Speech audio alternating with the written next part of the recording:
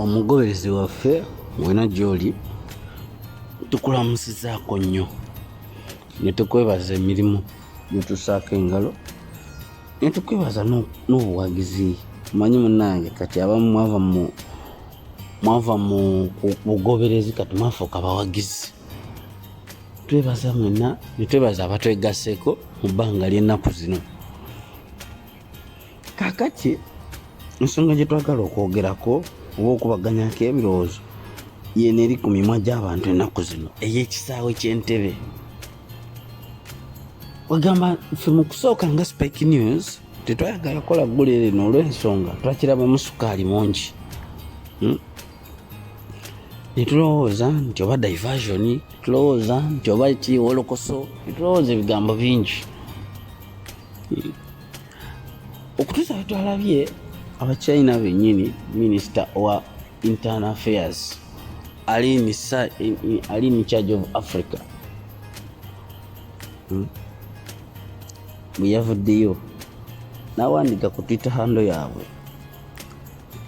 kinajjukirwa nti mu November wa 2015 Uganda government yasigning agreement ne banka gye bayita Export Import Bank of China.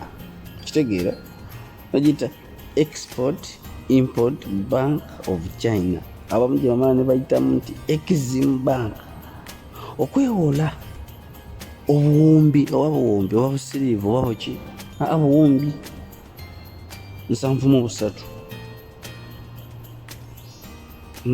obuwumbi 736, that's billions 736.8 ku interest oba ku magoba ga 2%. Ekitegeera mu bbanga lya myaka 2 okuvatadde n'emyaka 7 egya gross period, kugamba nga balitandika okubanja sente zino ng'omaze okuyitawo emyaka 7. Okiwulira muganda wange? Naye ate kati obalamu okuva 2015 okutuuka kati emyaka emeka teginawera yadde 7, 16, 17, 18, 19, 20, 21, kwegamba guno mwaka gwa 6. Naye ate amawulire gatandise okuyitingana nti China magoba basaba mangi simanyi biki era ekisaawe bakikola ki bakitwala. Kiwulira tugamba nekibeerawo nga tekitegerekeka nti omuntu omu yavaayo n'agamba nti kati diiru eno egenda kuviiramu Uganda okwaya ekisaawe. Owulira, njagala owulize bulungi gwe anaabulira abalala. Omanyi Spike News Uganda ffe tukola tusengejja tetumalaga. Okusinziira ku Civil Aviation Authority, that is eri in charge of ekisaawe ky'Entebbe, bagamba nti agreement China gye yakola n'Entebbe International Airport singa babiganye ebe eyinza okutwala ekisaawe ne assets endala zonna eziri attached ku kisaawe ky'Entebbe ekyo.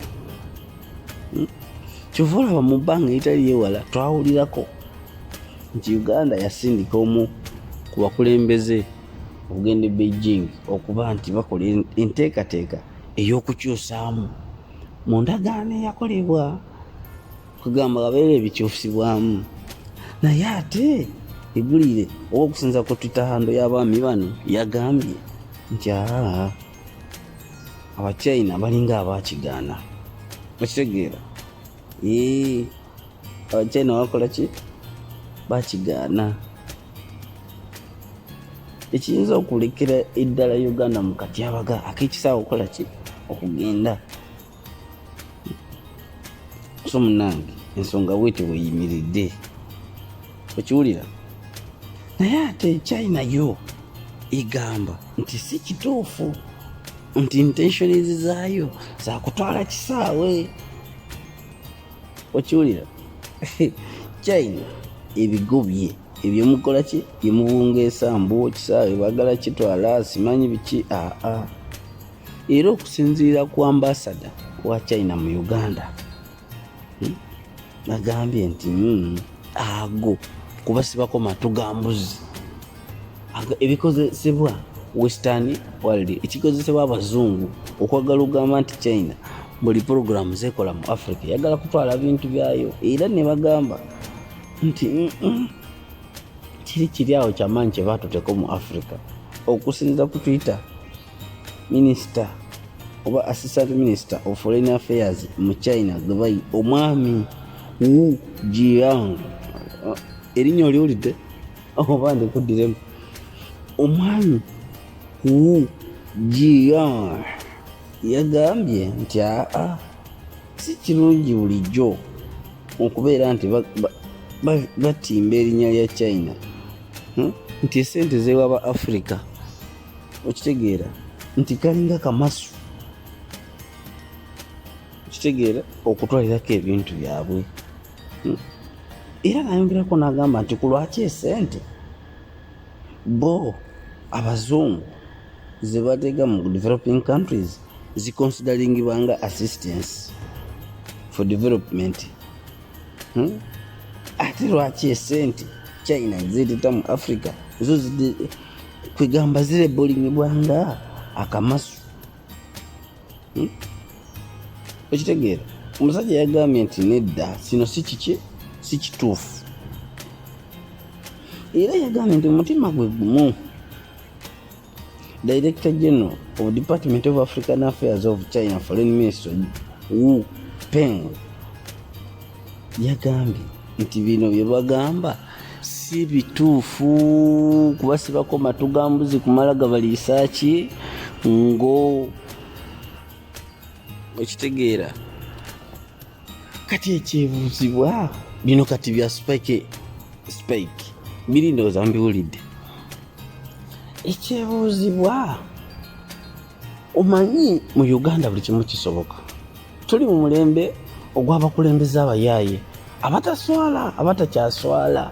Olaba omuntu avayo n'agamba nti emmese emu ya bukadde 8.